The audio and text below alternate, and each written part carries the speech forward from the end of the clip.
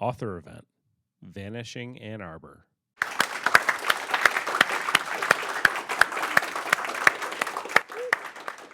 Oh, thank you so much for coming out on a lovely evening where you could be doing a bunch of other stuff. So thank you for supporting local writers. And we're going to try something. We'll see if it works or not. But has anyone here ever done Kahoot before? So I'm a high school teacher, so we constantly are trying to ignore the code, by the way. It's not the right code. We're always trying to keep the kids engaged. So if you are so inclined, if you want to go on your phone, you go to kahoot.it. We're going to have a little quiz. That's not the right code. I didn't realize the codes expire. So I think this would be the code. Let's see. 597979. So when you go to kahoot.it, it's going to ask for a game code, and it should be 597979. So I'm going to play it on my computer. I'll read it to you. It should be on your phones too, I think. Yeah, it should show the question and the answers on your mobile screen. Okay, so now what do I have to do now? So okay. inclined. So I guess then I hit start whenever people, Yep. Oh, yay, people are playing, cool. Okay, is there anybody still waiting to get in? I logged in, but my score doesn't count. Don't Ooh, worry. more people are. I like the yin and tonic. I like that name. Yeah. I like that. Okay, are we good to go? Good to start? Okay, I'm going to go ahead and hit start. Ready? I throw the switch. All right, here we go. Are you ready? We have 10 questions. You have 30 seconds per question. The first one, when did Ann Arbor's fire department go pro, i.e. start paying its firefighters? So if you're not playing, if you want to kind of just think about it, your answer choices are 1824, 1836, 1882, or 1888. When did we start paying our firefighters? The triangle's 1824, the circle's 1882, the diamond is 1836, and the square is 1888. Oh, does it not? Oh, Yeah. shoot. I'm so sorry, That's you guys. okay. Ooh, a lot of people got it right. Nice work. Okay, my bad on that one. Okay, so me is in the lead, followed by Danielle, John, and KT. Good job. All right. Which longtime business got a Centennial Award even though it hadn't been around 100 years? You want to do that? Triangle is Drake's, the circle is Fiegel's, the diamond is Goodyear's, and the square is the Michigan Theater. So which longtime business got a Centennial Award even though it hadn't actually been around 100 years? This is my favorite trivia question. The triangle is Drake's, the circle is Fiegel's, the diamond is Goodyear's, and the square is the Michigan Theater. 5, 4, 3, 2, 1. All right. Not a math major. All right. Woo, 4 people got that one. Nice work. All right. Who is the Oh, Joe? you'll find out. Sorry. So you'll find out the right answers throughout the presentation. Who's the Joe whose name is engraved on the corner of 4th Avenue and Ann? Is it Triangle, Fighting Joe Brown, Diamond, Joe Starr, Circle, Joe Parker, or Square, Joe is not a real person, Joe is a pastiche? So you will find. So listen for these answers for through the presentation.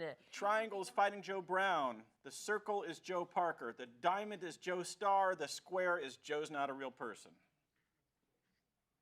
All right. Ooh, okay. Answer was Joe Danielle Parker. and me are hanging in there. What opened in 1908 and officially brought society to Ann Arbor? The triangle is Whitney's Opera House. The circle is Joe Parker's Saloon. The diamond is Hanksterfer Hall. The square is U of M. Again, the triangle is Whitney's Opera House. The circle is Joe Parker's Saloon. The diamond is Hanksterfer Hall. And the square is U of M. Opened in 1908 and officially brought society to Brought Ann society. Arbor. 3, 2, 1. All right. Ooh, a lot of people got that one. Okay. Where did you have to go to buy a cheap seat at Whitney's Opera House? Where did you have to go to buy the cheap seats at Whitney's Opera House? Triangle is the box office on Liberty. The circle is the office of a nearby physician. The diamond is you had to wait in line at Ticketmaster outlets like 80s kids. The square is second floor through a special window. So red triangle, box office on Liberty. Gold circle, office of a nearby doctor. Diamond, you had to wait in line. And square green, second floor through a special window. Ooh, right. 6 people got that one. Danielle, Dave K, me, and Tam are our top leaders. Who did Bertha Mulig work for at the beginning of her career? A lot of people know Mulig. Triangle is Fiegel's. The circle is Hutzel's. The diamond is Bach and Abel. And the square is St. James and Goodyear. Again, the triangle is Fiegel's. The circle is Hutzel's. The diamond is Bach and Abel. And the square is St. James and Goodyear. Who did Bertha Mulig work for at the beginning of her long and successful career? 3, 2, 1. All right. Oh, 4 people. Nice. All right. Danielle, 3 in a row. Good job. What does the Elizabeth Dean Fund provide money for? Elizabeth Dean Fund. Triangle is trees. Circle is parks. Diamond is pools. And square is gardens. Again, red diamond is trees. What is it? Red Yellowish triangle. orange is parks. Or orangish circle is parks. Blue diamond is pools. Green square is gardens. Okay, we got all of our answers. Looks, yeah. There you go. Yep. All right, nice work. Trees. Yeah, man. Where Really was slang. downtown's first cemetery located? Where was downtown's first cemetery located? The red triangle is at Terhune Park. The orange circle is Forest Hill. The blue diamond is near the courthouse square. And the green square is near what is now the Power Center. Again, the red triangle is at Terhune Park. The yellow circle is Forest Hill. The blue diamond is near the courthouse square. And the green triangle or green square is near what is now the Power Center. No, nice. Okay, Danielle, man, you're running away with it. Good job. Wish we had a prize for you. Where is the Kaiser block? Where is the Kaiser, K-A-Y-S-E-R block? Penultimate question.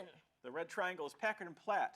The yellow-orange circle is 4th Avenue and Ann Street. The blue diamond is Liberty and 5th Avenue. The green square is William and State area. Again, the red triangle is Packard and Platt. The yellow circle is 4th Avenue and Ann Street. The blue diamond is Liberty and 5th Avenue. And the green square is William and State area.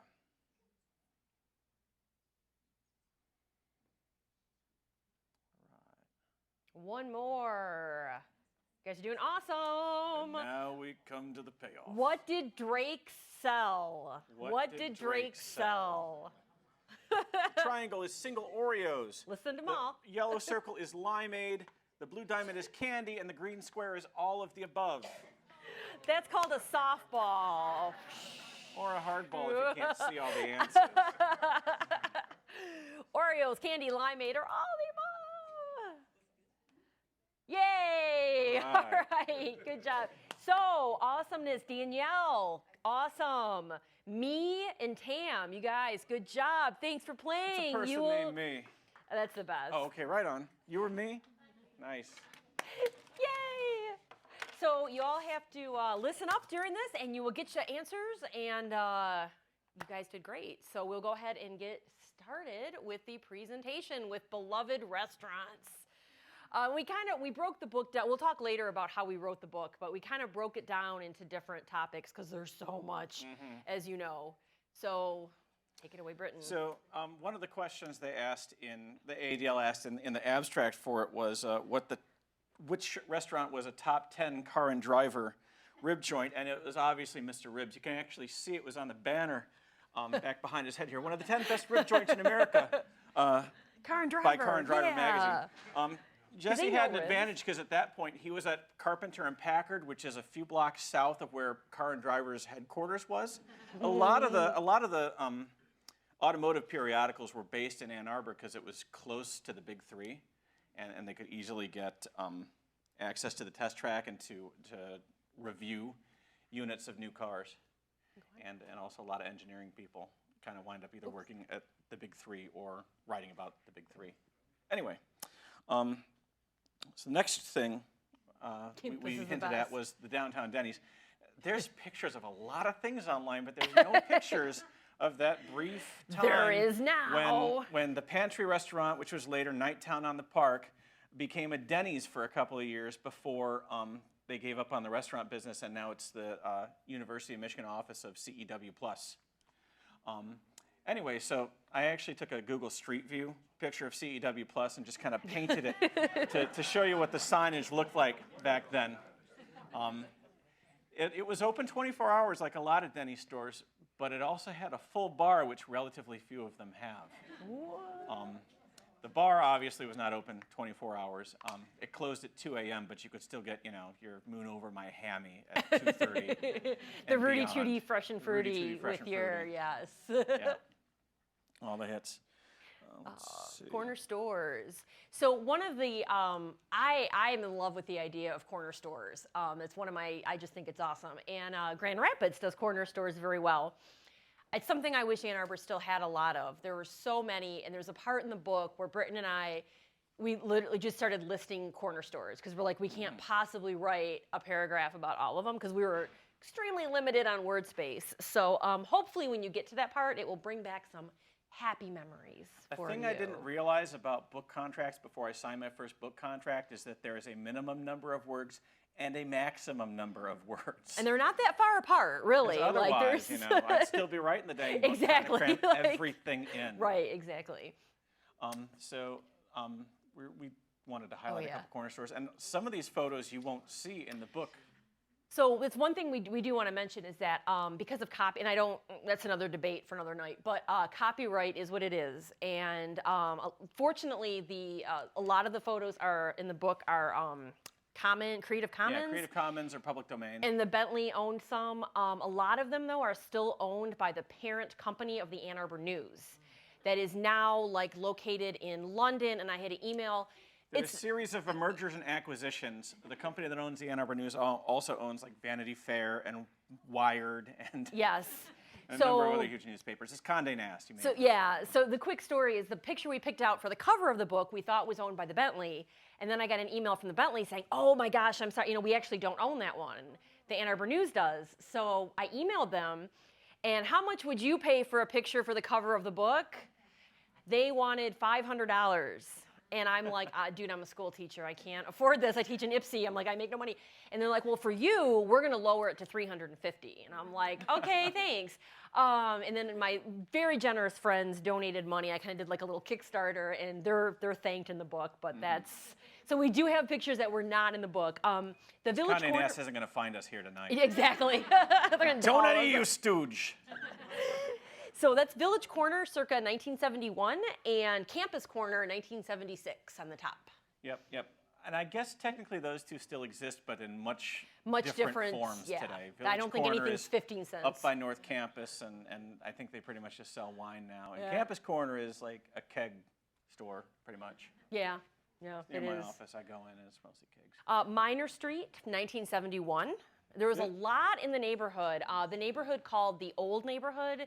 Also, we'll talk about it later, also called Water Hill. There was a lot of corner stores there. Yeah, that one actually, it's now what is it? It's a Tibetan Buddhist meditation. This right here? Yeah. This is the Argus Farm Stop. Oh, okay, this is the Grennan Clegg on Packard, and it's now Argus Farm Stop. So the Minor Street one is a Tibetan Buddhist place now. It's got all the flags. That's fabulous. Yeah, that's nice. magic. We have some friends who live on Minor Street, so I drive past it a lot. I always wondered, and now I found out. Oh, There is something. There used to be a party store here, a corner store here. For a while, it was also a gospel music merchant. It's next to a big church, so that seems logical. Right now, it's. I looked up the location, and it's some kind of a security camera company, I think. They make surveillance equipment or sell it out of there. It's really pretty private. Jefferson Market is now known as kind of a restaurant. For a while, they served cakes. Up till about 1999, they were a simple corner store. They're across the street from Baugh Elementary, and they had the jar of pretzel sticks for a nickel. And my brother says that sometimes they give you a couple of extra pretzel sticks with your order, and then turn around and charge you for them. But yeah, people from the neighborhood go there, get a bottle of pop and a container of milk and a loaf of bread and a stick of butter. And now it's obviously a very desired breakfast spot and lunch spot. So this is Food and Drug Mart. A lot of you townies probably remember this like I do. It's Packard and Stadium where Black Diesel Coffee is now, among other things. There's a party store and a Yeah, cigar it's like shop. a I get my whole hair little cut strip there, mall. yeah. Yep.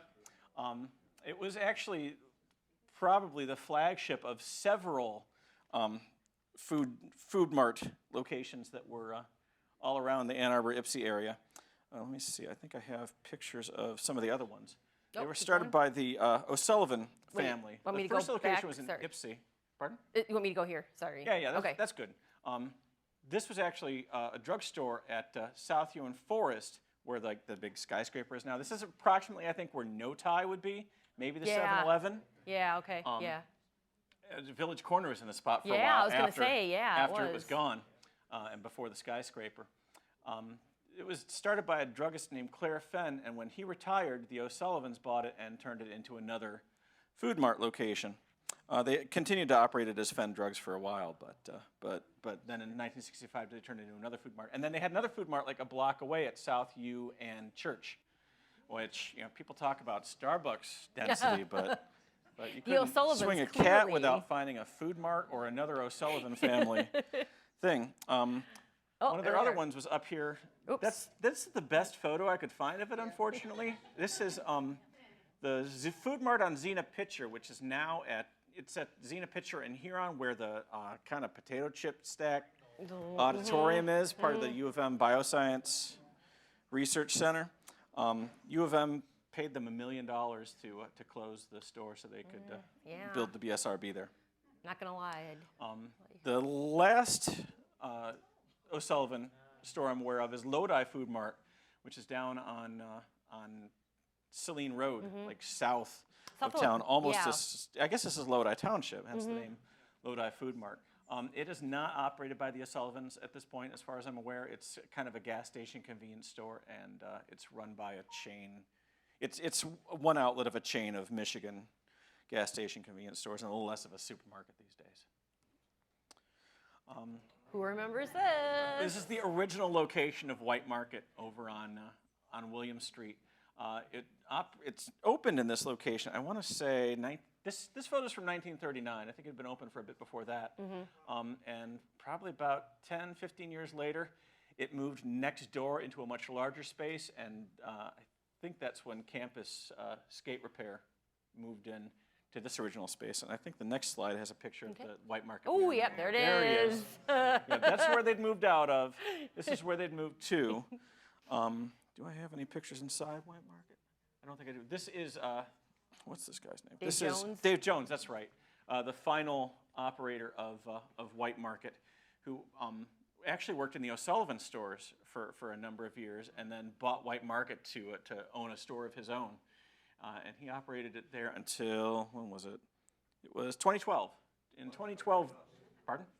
Why did you bite the dust? The owner of the building wanted to rent out the spaces to restaurants. And so that's when Campus Shoe Repair closed, or Campus Skate Repair, and White Market closed, and we wound up with a chain pizza place from Wisconsin and a Firehouse Subs there. Which are now gone. Like a year, yeah, those didn't, right. And then different restaurant concepts moved in, and those, I think, lasted a little bit longer, but not much. And I checked those spaces recently, and they're both vacant. Of course, there's a lot of road work happening on Oh, yeah, I forget. William Every time right I go now. downtown, So I forget. And maybe I'm like, something else. Maybe they'll finally find the tenant they want. So when we did the book, Britain's specialty is kind of the more recent past, and I'm know more of the way back. The first book I wrote was really 1824 to like 1910 or so. So we also talk about some beloved restaurants of the way back past. And can anyone guess where on earth this beautiful house might have been? There's nothing like to tell you. So it's actually in the spot where the Joe name is written. It's the northeast corner of 4th and Ann. So there was like Wooden Spoon was there, Kaleidoscope was there, the Produce Co-op was there. Now it's the Running Fit, I think. But before that, it's hard to see, but in 1913, a man named Joe Parker, who is the Joe for whom that is written, he looks like a party. He's hard to see. He's the bald guy. He was described as this big, like, gregarious, like big bald guy, like, who is behind the bar. And Joe Parker was immortalized in a song called I Want to Go Back to Michigan. They redid the song for the Easter Parade movie, but originally it's like, I want to go back to Michigan, and all the money I spent at Joe's. And Joe opened in 1913 at that corner. He was truly a man of his time. Joe was not there to play with you. He was there to get you alcohol. If you got drunk, he got you out the door, or he tried to get you on beer, and if you wouldn't drink the beer, he kicked you out. If there was a fight, none of that. He was a man of his time, 1913, and he did say he'd rather close the doors than let a woman in the saloon. So one day in the afterlife, I'm going to find him eventually, and we're going to talk, and everything's going to be fine. It'll be fine. I got this covered. But we got it. He didn't know any better. It's okay. And then something that happened 5 years after he opened, unfortunately, killed his business. It came to Michigan a year before the rest of the country. And it starts with a P, prohibition. So poor Joe, but I'm sure he went on to have a great life. He didn't. It had been torn down for a hotel. Actually, it's a good question for a hotel.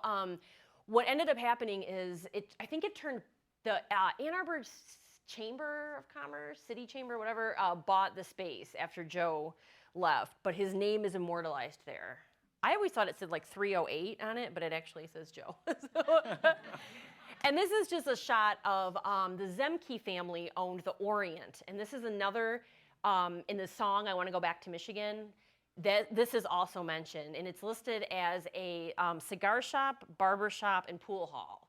So it's kind of like the Meyer of its day. You can get yourself a cigar, you can get a haircut, and play pool. And that picture is circa 1920. And this actually was on the northwest corner of Main and Huron, where One North Main is, and where Joe Taboni had the Joe Star Lounge. So that was there. So, all right, downtown businesses. The Kaiser Block. There's one of the answers. This is the Kaiser Block. And it is not that far from where Joe's Saloon was, actually. This is, does anyone recognize what business might be in there now? It's close to where Joe's was, close to the food co-op. Birkenstock, exactly. It was the Birkenstock. Does anybody know what business was in there immediately before the Birkenstock store? Yes, the Danish News. Yes, the Danish News was in there. Yes, absolutely. I do a beer and history tour, and we talk about the red light district quite a bit. I do a Rec and Ed tour, and everyone always asks about the red light district. This, however, is the Kaiser building. This was built in 1899, and it was established as a hotel primarily for African Americans. I've read pages and pages of local history. I've never read anything that says we only let white people in, or it never actually says that. But when you read about the history of the hotel, it says proprietors were so-and-so and so-and-so, comma, excuse me for saying this, Negroes, is what it says in the directory. And I'm like, and if you go through like these old directories, it will say that. It will like identify people by their, never white people, but by their race. So I bring this up. It is an important part of the history to point out that Ann Arbor was not always for everyone.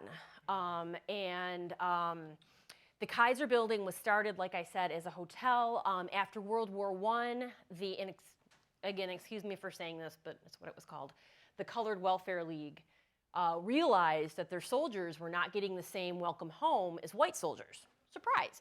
So they said, all right, and they threw their own parties and fundraisers and parades, and with the money left over, they purchased the building, which was important because a little bit after all that, it was called the Huron Club, opened up in there, known as a local gambling den and house of prostitution. So luckily, the CWL owned it, and they said, yeah, no, you can't be here, and they kicked them out. And then it turned into eventually the Dunbar Center, which was for African-American children who were not allowed at the YMCA. The YMCA did not allow African-Americans. So, right? And just so we don't think Ann Arbor is this innocent place, I found this online. This is a deed from, I think it's 1929, thank you. And it says that shall never be occupied by any colored person or any club, society, or corporation which color, again, I'm sorry for saying that, but colored persons are members. So this is from Ann Arbor town. And as you may or may not know, African Americans were pretty much redlined into what was called the old neighborhood. Now, some people call it Water Hill, and that is, and I understand that there is a controversy about that. I'm going to call it the old neighborhood, but that was where African Americans were redlined. Guess what else was in the red line section? There was a slaughterhouse. There was a tannery had been there back in the day, so the ground was all gone to heck. The dump was there, and there was actually, this was Summit Street Playground. They tore down the slaughterhouse. Now it's Wheeler Park. But I do think, and I understand, it's not Britton and Mai's like history to tell. I don't want to white-splain and be like, well, blah, blah, blah. But it absolutely has to come up because it is such an important thing to remember that Ann Arbor was by no means innocent. I heard the Sugar Bowl restaurant wouldn't let African Americans in. I didn't know. I researched the Sugar Bowl restaurant. I've read it, and I'm so pissed I gave them so much coverage in my first book. And then I saw on Facebook someone said, no, like she got kicked out when she was there with her white friends. And I'm like, oh. So, and that was right on Main Street. So that's the Dunbar Center. This picture is from the 50s when it had moved to 420 North 4th Avenue, which was in the legal services. Because again, I don't know when the color line was changed for the YMCA. I think it was probably a national policy, I imagine. Again, it's one of those things where it's not, I don't want to white-splain, I don't want to do anything like that, but I do think we really need to remember that African Americans were redlined. Where I live in the village was segregated.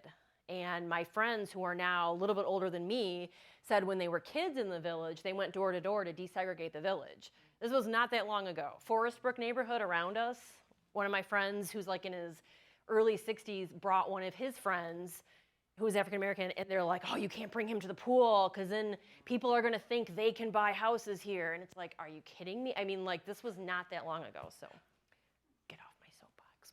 But so another downtown business that did not open in 1891 but got a Centennial Award was Fiegel's. Did anybody shop at Fiegel's? Yay, okay. So that's Albert Fiegel. I think he looks like a very nice guy. They sold men's clothing. Mr. Fiegel, when he opened his own store, he hung a sign above it that said, since 1891. And that was the year I think he was like in his 20s. That was the year he actually started working in the men's clothing business, but that wasn't actually the year the store opened. However, somebody in 1991 is like, doop-doo-doo, going up the street, hey, 1891, you get a Centennial Award. So I guess my moral of my story is start a store and just say like since 1930 and you'll get an award. So there's only I would do this. Like I was just looking for something else and they were listing Centennial Awards, and I saw Fiegel's, and I'm like, I know Fiegel's was not 100 years old. So I I spent an afternoon of my life trying to cut that down. This is a bad picture. I mean, it's a good picture. He's not dying. It's him in the hospital, but he doesn't die till like 20 years after this picture. But so I wanted to get like a nice, like I just think he looks so nice and calm, and he's getting an award, he's getting a medal. And then I checked, and no, this picture is from 1937. He didn't die till 1953, so he gets better and lives on. Everybody still showed up in their suits, though. Look at them, and they're all like, How are you, sir? Mr. Fiegel. Get you a glass of water? This is the northwest corner of Washington and Maine, circa late 1800s. It's where the Hooper Hathaway law firm is. Bach Abel, a lovely woman in her she was 18 or 19, started working there. Bertha Mulig started working there. That was her first job, was at Bach and Abel. I don't think that was her in the picture. I don't know actually, to be honest. But at one point I knew some of their names, but it's out of my head. If anyone shopped at Mulig's, she was, so At my last Rec and Ed tour, a woman who had actually worked there was on the tour. And like everything I'd ever read about Ms. Mulig was true. Like she would sit on the second level and like watch you, and you put your money in the tube and you pull the thing in the money, and only Bertha touched the money. So it was only Bertha. So she started working in 1891. She was 17. And in 1911, so she was like about late 30s, she bought the business and ran it until her death in 1956. And it became known as a store for women and things the housewife would need. There's just a picture. There's a couple other things in there too. The Woolworth, I think. That's the building. Still kind of looks the same, I think. And then there's another one. They got the furs. You got the Goodyears. Another. Kresge, where Mongolian barbecue is now. Yeah, exactly. You can still, Mongo barbecue. Yeah, I like the cars. Yeah, me too. So, Elizabeth Dean Fund. I have a picture of a tree because Elizabeth Dean Fund funds the trees. Yeah, so if people ever notice that, there's a promenade on Main Street, and it's so nice. Elizabeth Dean's father owned Dean and Company, which, remember where Espresso Royale was on Main Street? I don't know what's there now, but that was Dean and Company in the 1890s. He had two daughters, Claire and Elizabeth. He died, Claire died. Elizabeth inherited money from Mr. Dean, from Sedgwick Dean. And Elizabeth Dean just lived a nice, quiet life. People liked her, went her out of business. No one thought anything. She dies and leaves $2 million to the city of Ann Arbor for the upkeep and care of trees. So Ann Arbor being Ann Arbor, immediately we're like fighting, like, well, did she mean we could plant new trees or we could only take care of the existing trees? And there was this big thing. Eventually, of course, so eventually we came down, and I think they did both, basically. But there's those trees on Main Street are from her. Someone on one of my tours said his house got some Dean trees. So I bring up Elizabeth Dean because it just kind of goes to show, like, people can make a really big difference. You can live quietly. I mean, if they start paying teachers $1 million a year, I promise I will leave it to the city of Ann Arbor. I promise. Culture in Ann Arbor. This was built in 1908. It's called a couple things. The Grand Opera House. It was Hill's Opera House. But in 1908, it became the Whitney Opera House. And that, friends, is what brought culture to Ann Arbor.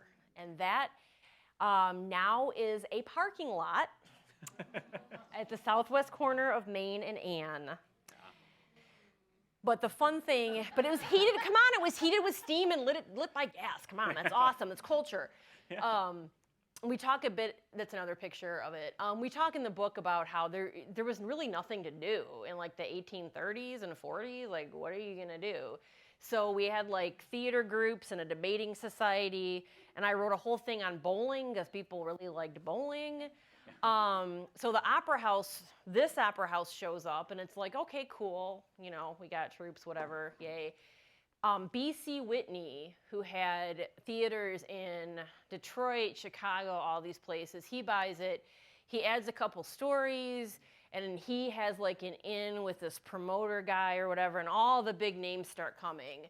However, if you wanted the cheap seats, so like, here's the picture of the stage. So there was like the orchestra pit, think of Michigan Theater, the balcony, or the main floor balcony. Then there were like these cheap seats. This was a trivia question. To get the cheap seats, you had to climb the fire escape and go in through a second window to a special box office to get a cheap seat. It was mostly students. I don't feel too bad for them, but they're young. Yeah. They're young and spry. But so that's what Whitney had. But they could go enjoy a play. That's good. I just thought that was fun. It was torn down for the parking lot. I don't know if that picture made it in the book or not. There are pictures online of it being torn down, and it's sad. It was kind of tragic to see. I don't think I put it in. Oh, yeah, there it is, right there. Oh. And I'm guessing, I think it was 1950s-ish, but yeah, there it goes, being torn down, no more. Main and Ann. So like if you're looking north, there's like the Party Store, there's the county, and then it's now, I park there all the time, and I think of it, I'm like, oh, this used to be, like, oh my God. So yeah. City services. That is still standing as the hands-on museum. Yay! Yeah. Fire was a huge problem in Ann Arbor as it was everywhere. I mean, it still is. But like if Britain catches fire, you know, that we can call the ambulance and they'll be here and like, no big deal. I mean, big deal because you're on fire. But like their fire, it's right there. So, but it was a huge deal. We had volunteer firefighters until 1888 when we started paying a guy and then like a halftime guy. You know, it's better than nothing. I mean, okay, so, you know, all right. There's some of them. Now, what I love, I just found this out last year, that around 1908-ish, other fire departments started buying motors, like, you know, like trucks. But Ann Arbor's like, no, we like our horses. That's cool. And then, like, it's 1910, and other fire departments are like, no, you should really get, like, trucks. And we're like, no, we like our horses. And then, like, 1913, there's all these fires, and we're like, yeah, maybe it's time to, like, get a truck. So I don't think these were the horses, but I learned at my fire thing I went to that the last three horses were Barney, Clyde, and Jim. They were the last three horses. I don't think that was them. I don't know, actually. But the guy doing the presentation said that they went to the farm. And everyone's like, oh, that's so nice. And I'm like, wait a minute. I'm in front of people I don't know. I'm like, excuse me, do you mean they, like, you killed them? Or, like, did they really go to a farm? And he's like, oh, no, they retired. They had a nice farm. They had friends to play with. And I'm like, okay, I believe you. Run and run. They could run free and grass to chew Real on. happy. Like, yeah, poor Barney, Clyde, and Jim. I just love them. There's another picture. When they got trucks, they had to make the openings bigger. 1978, they moved to where they are now. I thought I'd throw in a picture just to give the police some equal time. That's our first patrol car. If you'd like to drive around in that amazing looking thing with no seatbelts and probably a crank engine. There's some of our police officers. Look at them look at those stashes, man. That's some stash right there. Yeah. Bless your hearts, go rest in peace. Oh, so the cemetery. Yes, so cemetery. This is Felch Park. Has anyone like ever been there? Like I never even knew about Felch Park until this, like doing research in my life. It's across from the Power Center. Mm-hmm. That was the first cemetery in downtown Ann Arbor. And half of it was the Jewish burial ground, and the other half was like the cemetery. Like for like so like they separate, like I'm Jewish, and I'm like we had our separate things, which it's the part across the street next to Rackham, right, with the statue of the dabbing guy. Of the guy, yes, of the Holocaust guy that looks like he's dabbing, but he's actually yes. And it's the Wallenberg, yeah. So that was another thing. I was like, I didn't even know that was there until I did a Reconnaissance tour, and I'm like, oh, that's where that is. Okay, cool. So that was the first. Presumably, they moved the bodies to Forest Hill. They say, I don't know. This is Terhune Pioneer Memorial Park, which is not quite as old as that cemetery. This I put in here because I discovered it. I was just walking around my neighborhood a couple years ago, and I'm like, oh, there's stairs. Sure, let's climb them. Cool. So I climb the stairs, and there's this little like cemetery thing, and I'm like, oh my God, am I in the alternate universe? Like, where am I? What is happening? So I take pictures, I run home, I email my friend at the Observer, and I'm like, am I dead? Am I imagining this? What is going on? And he's like, no, it's there. So this was actually in East Ann Arbor, circa 1859. And they say that they did like a reverse poltergeist, so they left the headstones but moved the bodies. They say, I don't know. But yeah, so check it out. It's in the Forest Brook neighborhood. It's kind of cool. Yeah. This is actually the oldest cemetery, circa 1833. It's still there. It's Bethlehem Cemetery on like Jackson Road. I think it's not that far from Weber's, I think. I don't, yeah, so those bodies are still there with the headstones. So you can go visit your friends, your loved ones. Oh God, okay, so Drake's, Oreos, and Limeade.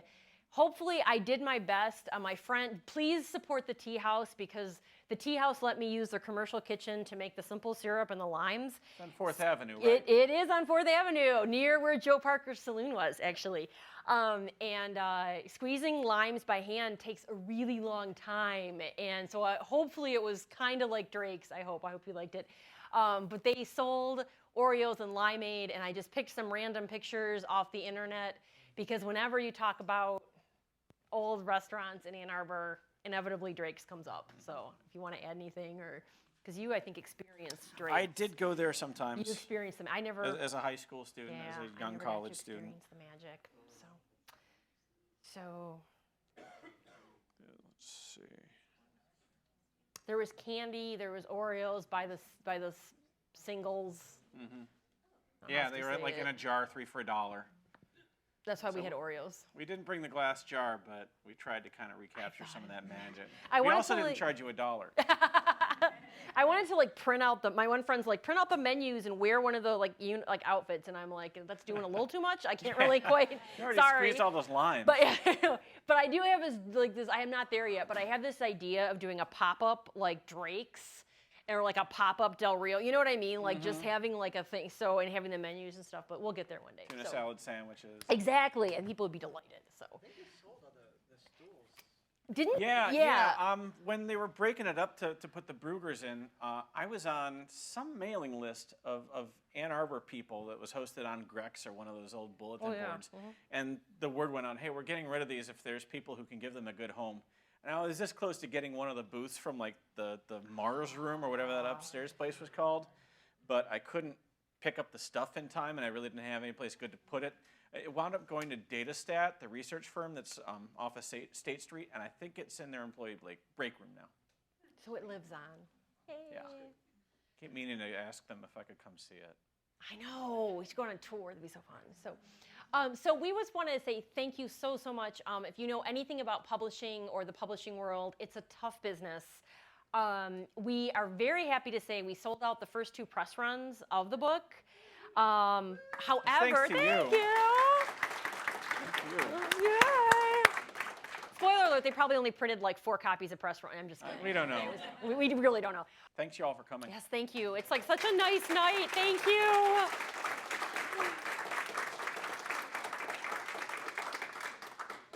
This program was recorded on July 25th, 2019, at the Ann Arbor District Library.